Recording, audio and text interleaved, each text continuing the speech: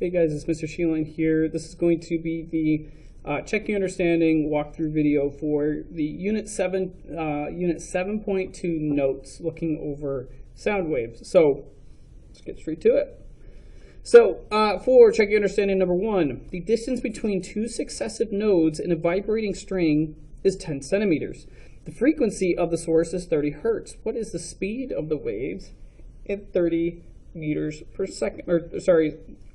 In centimeters per second. So here is what they're saying. They're saying that here we have a standing wave. It looks like this.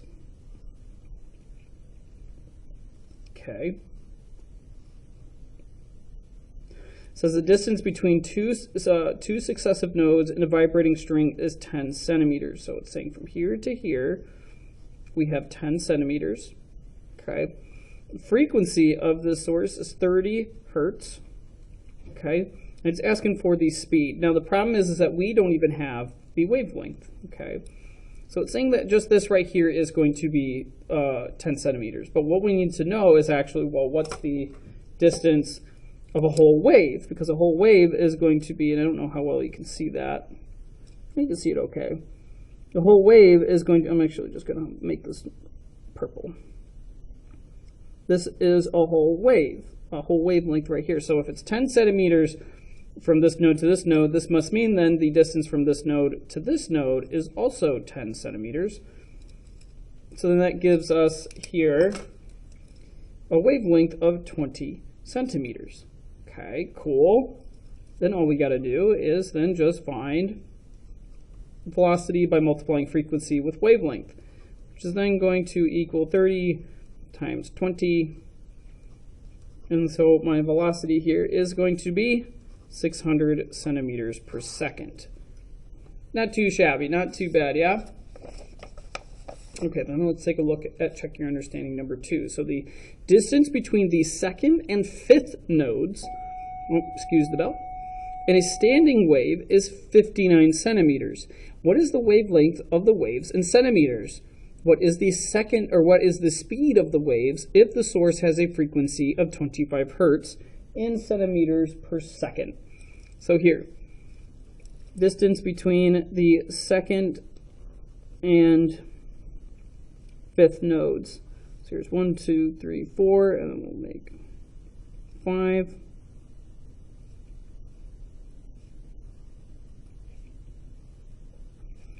Okay. Here to here to here to here. So it's saying that if this is the first node, here's the second node, here's the third node right here. We have the fourth node and we have the fifth node. Okay, it's saying, well, the distance from the second node to the fifth node, this is 59 centimeters. Okay, well, there's a number of ways we can tackle this. Arguably, what I think is going to be, well, what's the distance between each node, or between each pair of nodes? So what's the distance from here to here? What's the distance from here to here? What's the distance from here to here? Because they all have to be the same. Yeah, for the most part, these are going to be the same. So whatever the distance is from here to here is going to be the same distance as from here to here, and this is going to be the same distance as here to here, for the most part. So we could say that, oh, well, 59, okay, 59, well, divided by 3, because we've got 3 antinodes, okay. Let's see, so 59 divided by 3, cool, we get like 19.7 centimeters, roughly, between each of these. Well, then it's just going to be 19.7 times 2, because the distance from here to here is a wavelength, not here to here, which is then just going to give us, so 19.7 times 2, it's going to give us roughly about 39.4 centimeters. Okay, well, there's my wavelength. Now, another way that we could have solved this is just, and hopefully you see it, okay, well, we could have skipped this whole step right here. We could have just done this instead. We could have done this. We could have said, well, this to this is L. We could say that 59 centimeters was L. And we could have written it like this, that the wavelength is going to be 2 over 3 times L. That'll give us our wavelength. And if we did that, so 2/3 times L is going, and then L is 59. Well, if we put that in, 2 over 3 times 59, what do you know? Look what we get. We get 39.3 centimeters. Okay. So it doesn't really matter which way you do it, okay? They're pretty much going to come up with the same answer anyway. So, but we've got our wavelength. Our wavelength is going to be 39.4 centimeters. Okay, so we have the wavelength, 39.4 centimeters. We also have the frequency, which is 25 hertz. And we need to find velocity. Well, just like last time, it's going to be frequency times wavelength, which is just going to turn into 25 times 39.4. And that's going to give us a velocity here of 985 centimeters per second. Okay. Nice. And we have that answer. Check your understanding number 3. What is the wavelength of the wave shown below? Okay, well, let's see here.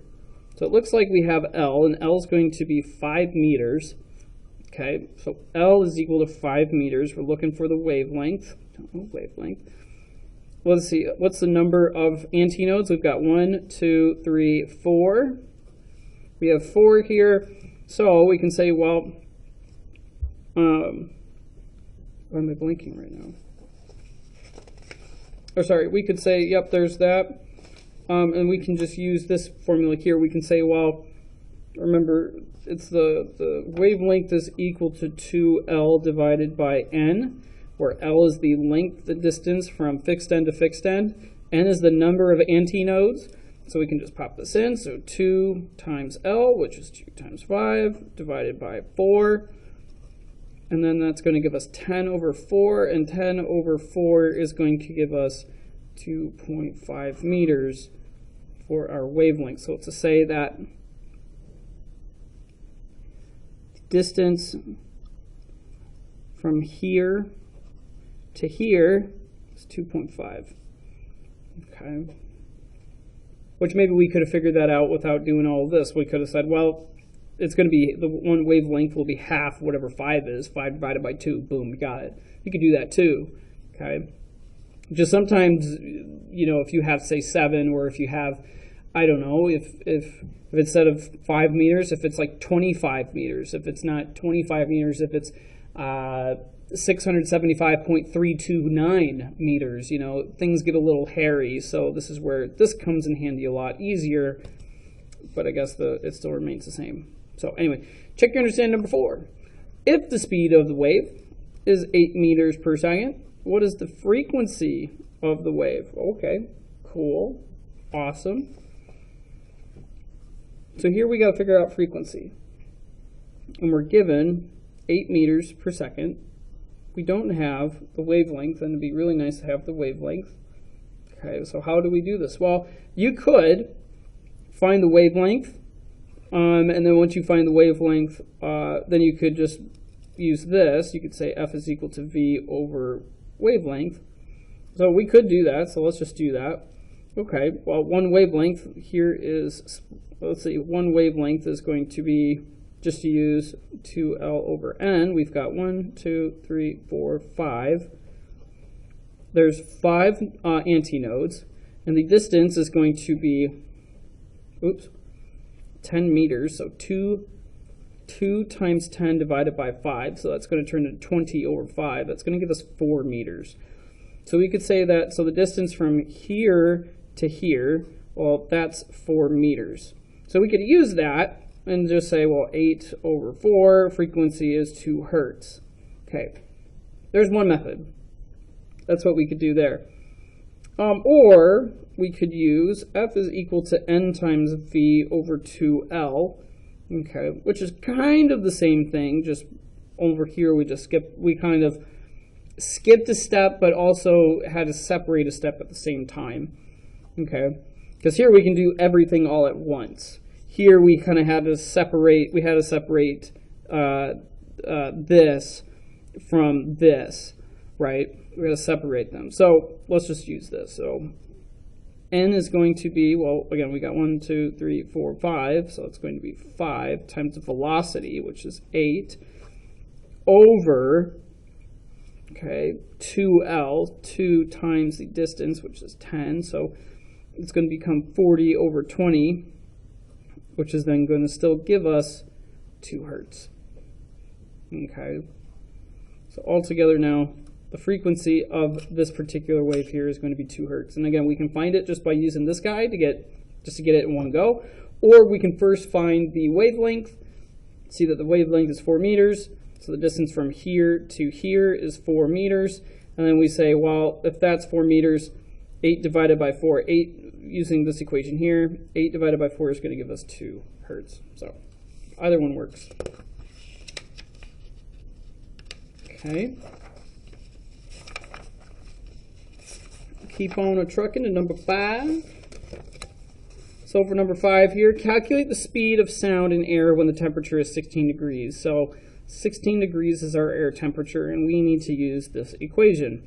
331 plus 0.5 meters per second per every 1 degree Celsius. We don't need that 1 there, but why not? I put it there. Times whatever T is. So we're going to use this. We're just going to plot T in there. So it'll be 331 plus 0.59 times 16. Okay. So we'll pop that in. 331 plus 0.59 times 16. Now, it's important to do something like this. So notice that what I did on my calculator, what I did here is I made sure that I made sure that these two are going to multiply first, and then it's going to add on, because you may run into an issue on your calculator that it may want to add these together first and then multiply by this, and you will not get the same answer. So make sure that you follow the order of operations, PEMDAS. PEMDAS? Please excuse my dear PEMDAS. Make sure you follow that, and you multiply first, then you add. Okay, then you add. Okay. All right, check something real quick. Oh. Okay. So in this case, looks like this is going to change our velocity to roughly about 340 meters per second. Easy peasy. Okay. Number 6. So a string is vibrating at a frequency of 440 hertz. Okay.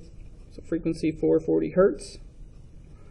How many vibrations does it make when a sound produced travels 664 meters through the air when the air has a temperature of 0 degrees Celsius? So this tells me here that because at this rate, or at that temperature, our wave velocity is going to be 331 meters per second. How do I know that? Well, if I were to use this same equation here, 0 times anything is going to give me 0. So it's going to be 0 plus this. So 0 plus 331 is going to give me 331 meters per second.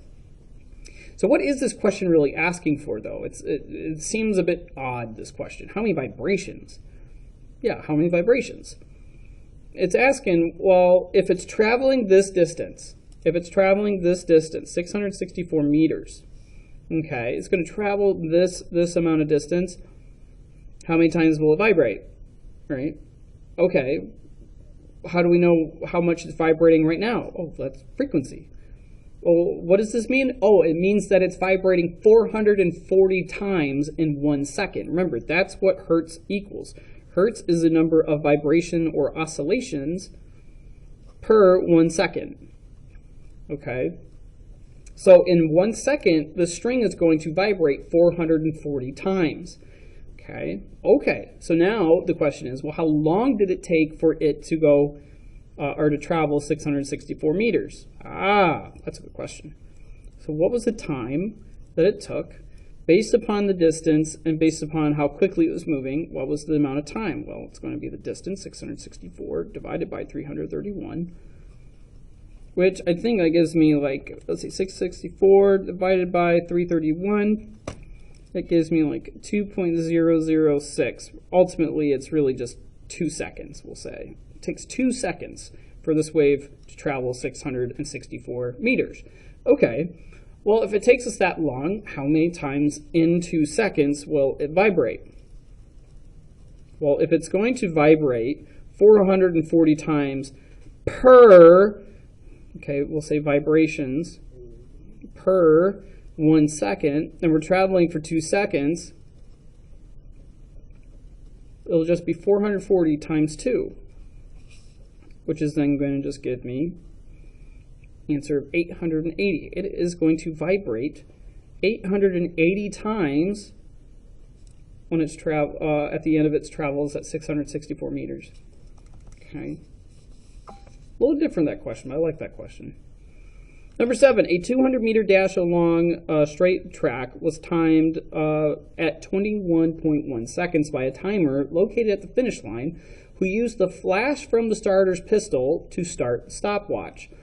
If the air temperature was 30 degrees Celsius, what would the time have been if the timer had started the watch upon hearing the sound of the gun?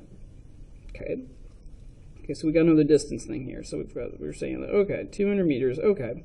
That's the distance between the individual, presumably the distance between the individual firing the starting pistol, the starter's gun, okay, and the individual with the stopwatch. And they clocked in that this runner ran at 21.1 seconds. Okay, given that the air temperature is 30 degrees Celsius, what is the time? What is the new time if the individual, the timer actually went by the sound of the gun rather than the flash of the gun? So what it's really saying is that what's the difference in recording when we're using the speed of light versus the speed recording using the speed of sound? Okay. So we know this one, remember this is like 300,000 kilometers per second. This one, when air temperature is 0 degrees, this is 31 degrees Celsius. But first we need to find it when it's at 30 degrees Celsius. Let's see how fast these sound waves are traveling. So velocity is going to be equal to 3031 plus 0.59 times t, which is then just going to be 0.59 times 30. My velocity here,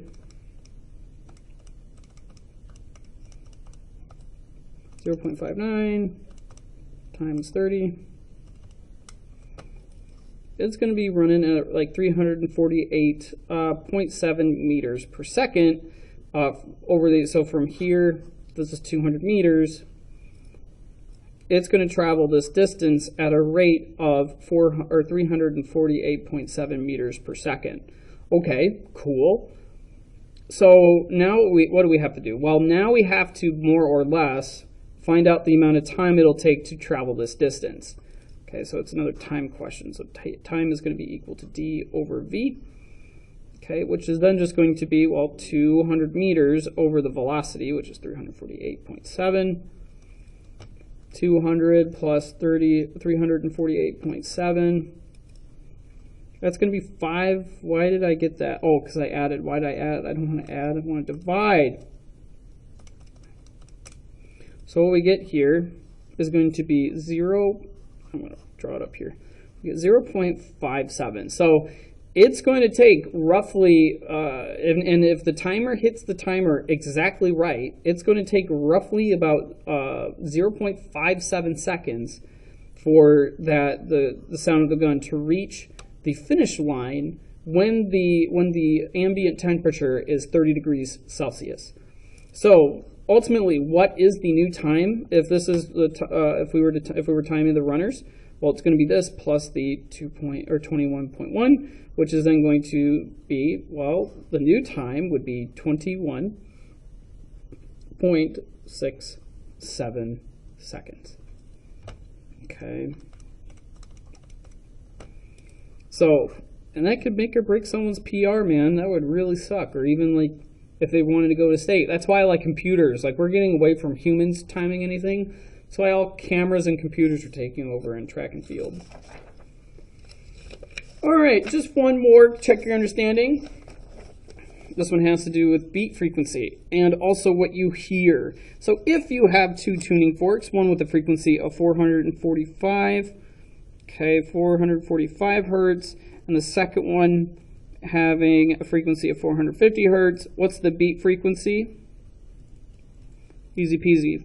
Beat frequency is just going to be F2 minus F1. Okay, and that's the absolute value because we can't have negative frequency here. So it's going to be just 450 minus 445. It's just going to be 5 hertz for the beat frequency. Easy peasy. So it's to say that like pretty much you're going to hear that beat you're going to hear that beat from the two different frequencies roughly 5 times every 1 second. So it's like, I don't know, bum, bum, bum. Like 1, 2, 3, 4, 5, maybe a little quicker than that is how many times you're going to hear kind of a nasty beat in two not so pleasant sounding frequencies. Okay, roughly speaking. And then I also ask, well, what's the frequency that you hear? Okay, well, let's think about that. What would we hear? Okay, well, what's going to happen is our brain is just going to add the sounds together and just kind of average them out. So really, it's just going to be 445 plus 450 divided by 2. And our brain is roughly going to hear something like 447.5 hertz, okay, when we process it. So that's what we hear versus, when we add them together versus what the beat frequency is, yeah? All right, and that is it for Unit 7.2 Notes, Check Your Understanding. So that's it for the Check Your Understandings. If you still have any questions for me, make sure you ask. If not, I'll see you in the next one.